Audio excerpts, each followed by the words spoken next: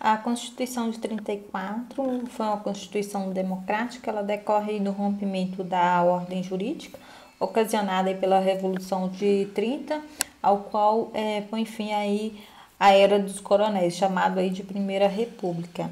A Constituição ela foi promulgada em 16 de julho de 1934 pela Assembleia Nacional Constituinte e foi redigida para organizar um regime democrático que assegurasse à nação a unidade, a liberdade, a justiça e o bem-estar social e econômico, segundo o próprio preâmbulo. E foi a Constituição que menos durou em toda a história brasileira, vigorou aí durante apenas 3 anos, mas oficialmente apenas 1 ano, suspensa aí pela Lei de Segurança Nacional. Quanto ao contexto histórico, a Revolução de 30, nas eleições para presidente em 1930, as oligarquias presidentes apresentaram uma chapa de oposição ao candidato paulista Júlio Prestes. O nome dessa chapa era Aliança Liberal, composta por integrantes mineiro, gaúcho e paraibanos. O seu candidato à presidência foi o governador do Rio Grande do Sul, Getúlio Vargas. Suas propostas eram basicamente anistia aos exilados, votos secretos e as reformas sociais, de modo que conquistou o apoio dos grupos de oposição. Mesmo assim, nas eleições, Júlio Prestes que saiu vitorioso.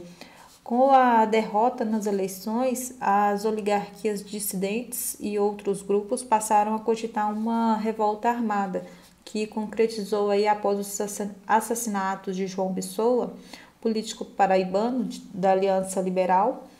Embora esse assassinato ele tenha ocorrido por motivos de ordem pessoal, a culpa foi atribuída ao governo. Inicia-se uma revolução em vários estados do Brasil. Em apenas 1 mês de luta, o presidente Washington Luiz foi deposto. Getúlio Vargas assume o comando de governo provisório 1930 a 1934, encerra assim a República Velha e começa o período da história brasileira denominada aí Era Vargas, de 1930 a 1945. A elite paulista é a principal beneficiada aí pela República Velha, foi também a mais prejudicada aí pela vitória da Revolução 1930. Vargas, ao assumir o poder, ele depôs os governadores estaduais da época e passa a nomear interventores à sua maneira e de forma de eliminar o coronelismo, né? Assim, aos poucos meses depois da Revolução, os paulistas organizam uma revolta que busca derrubar Vargas e seus aliados do poder. Era a chamada Revolução Constitucionalista. Para os paulistas, ou a contra-revolução para os getulistas, um movimento que recebeu o apoio da oligarquia cafeeira. A Revolução Paulista de 1932, chamada Revolução Constitucionalista, apesar de mudanças drásticas aí no regime, Vargas ele não havia promulgado uma nova Constituição.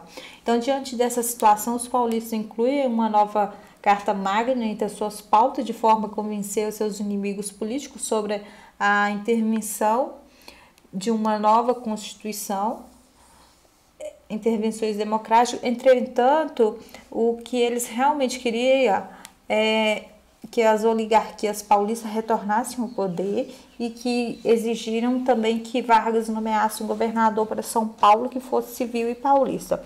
Após vários confrontos, por vezes violento, entre civis e o governo, e o movimento foi derrotado, mas Vargas atendeu aí ao desejo de criar uma nova Constituição.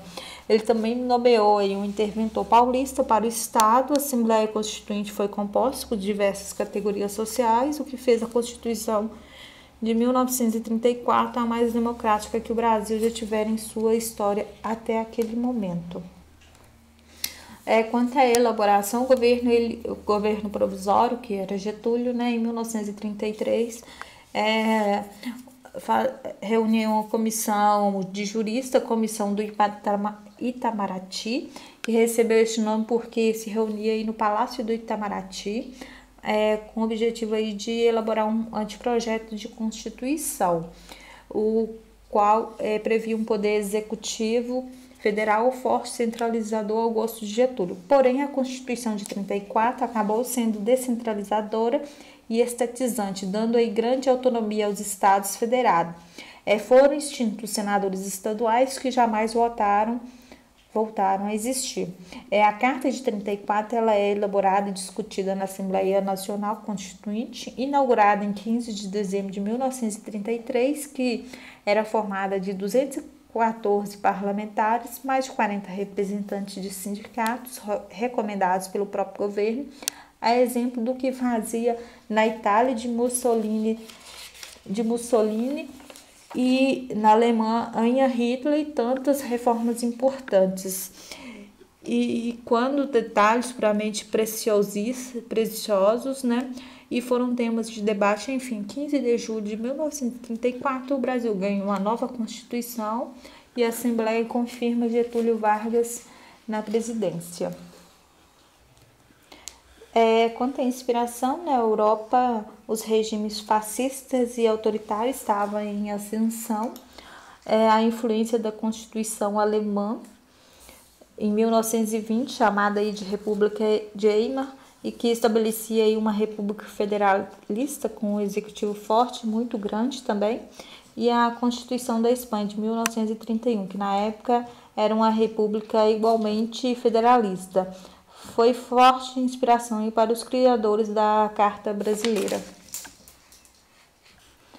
Quanto às inovações da Constituição, o voto passou a ser secreto, estabeleceu o voto obrigatório para os maiores de 18 anos, proporcionou o voto feminino, a criação da justiça do trabalho, justiça eleitoral, as riquezas do subsolo e quedas d'água do país nacionalizou, prevê a nacionalização dos bancos e das empresas de seguro. As empresas estrangeiras elas deveriam aí ter pelo menos 2/3 dos empregados brasileiros. Confirma a lei eleitoral de 1932, proíbe o trabalho infantil, proíbe a diferença de salário para o mesmo trabalho por motivo de idade, sexo, nacionalidade ou estado civil, prevê uma lei especial para regulamentar o trabalho agrícola e as relações do campo, reduz o prazo de aplicação de uso capião e a 1/3 dos originais 30 anos. A Constituição teve como objetivo de melhorar a condição de vida dos brasileiros, né, criando leis sobre educação, trabalho, saúde e educação e aplicando aí o direito à cidadania dos brasileiros, possibilitando uma grande fatia da população que até então era marginalizada aí pelo processo político do Brasil, a participar aí desse processo. Então, a Constituição de 34, na realidade, ela traz aí uma perspectiva de mudanças na vida de grande parte aí dos brasileiros.